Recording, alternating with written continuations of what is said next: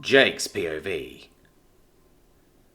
Later that day, our entire squad was attending a briefing about an upcoming field training exercise between different Drake squads. Our team, 3rd Squadron, was going to face off against 5th Squadron in a mock battle, to prepare us for our last rounds of training before we are evaluated for mission readiness. We had been told it was going to happen a few days before, but we were going to learn the details that day. The room was packed full. Not only was the entire team there, even Lieutenant Datahu, but so were all their familiars. Suma was perched on my shoulder, still quiet from earlier. Before the meeting, some of the squad, namely Rue and Nine, were talking about the explosion last night. Apparently, they knew something happened, but Suma, who had been called by the Major after the event, hadn't told them anything, and went straight back to her roost. They asked if I knew what happened, and I explained everything. Nine shook his head disappointedly, and Rue laughed until she fell off her familiar's saddle. Her familiar was actually the nameless goat dog thing that likes to sit with me on watch. I know you have been learning more about runes, but what made you think experimenting on your own was a good idea? Nine asked. I don't know. I guess I just didn't see the problem with it, and I didn't have anything else to do. Just as Rue picked herself up, Captain Gigoales flew into the room carrying a rolled-up sheet of paper behind him with magic. All right, squad, listen up, he said, and the room went silent. The details for the mock battle have been worked out.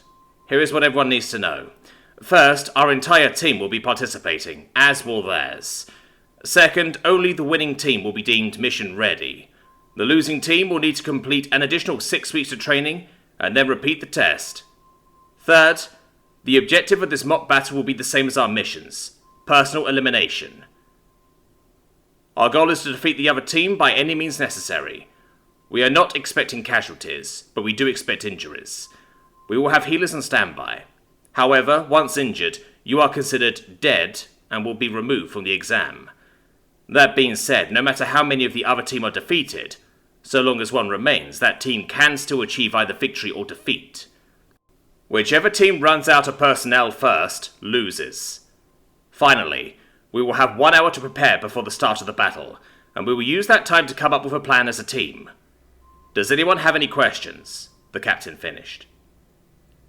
Odin spoke up.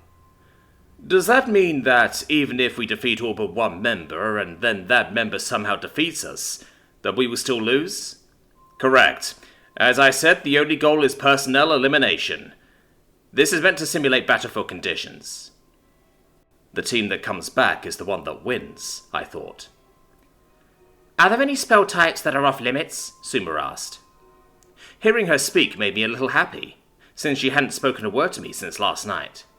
Only death magic, the captain said, looking at me. Other than that, we need to ensure that no spells with the ability to outright kill an opponent are used. This is only training, after all. You and the lieutenant will also be participating, correct? Nine asked. Correct, Lieutenant Datu answered, but so will the other team's officers. This change will be part of our team's training going forward. From now on, all training exercises will include the team's officers. Assuming we are the winner, that is. Captain Giguales said. When will the training take place? I asked. In 1 day, he answered. But before that, I'd like to take a moment and congratulate all of you. For the last several months, you have all put in the effort and improved your skills considerably. Some of you have faced real combat. He paused for a moment and glanced at Suma and I. But you took those hardships with unfurled wings and flew higher. I am confident in your skills. Whether we win this exercise or not, I am proud to be your captain. Well said, sir, Lieutenant Datu said. One by one, each member of our team thanked him. With that, our meeting was dismissed, and we left. The rest of the squad flew back to our quarters, but Suma stayed perched on my shoulder as I walked. She looked like she had something to say, and so did I. Suma, I'm sorry. You got in trouble with the Major because of me. You have every right to be angry about it. I am, Jake, but not because of what the Major said. An icy breeze blew through, stinging my skin and ruffling Suma's feathers. You said you would sleep. I did. I tried to, anyway. I'm sorry. You do not need to apologize. I am concerned for you. Don't worry. I'll be fine, I said, trying to reassure her. But I barely believed it myself, so how could she? After all we have been through, all you have been through, it is okay to not be fine. I want you to be okay, but if you are not, I will listen. I know, I sighed. Please, Jake, tell me what you are feeling. At this point, I'd stopped walking, and Suma used magic to make a perch for herself. We stood in the empty blue field as the cold wind chilled us both. I'm not feeling anything, I finally said. What do you mean? I'm just numb. At first, when I got stuck here, I was so sad, and then I was just angry all the time. But now, I don't feel anything. Suma stayed quiet. She probably didn't know what to say. Suma, I miss my mum, and I just feel trapped. And that is why you cannot sleep? Maybe. I don't know. You want to go home? Yeah. When you do, will you come back? She asked. I stayed quiet, but shrugged, because I really didn't have an answer for her. I see. There were a few more moments of quiet between us, with the only sounds being the wind blowing past us, and the occasional rustling of the tall grass. Suma's voice broke in a way that told me she was trying not to start singing. Something her people do instead of crying. Your dream. Will you tell me about it? Why do you want to know? I asked. I told you I want to listen and help. Maybe talking about it will help. I sighed and started to explain the dream again. I told her about the part with my mum and with her getting burned.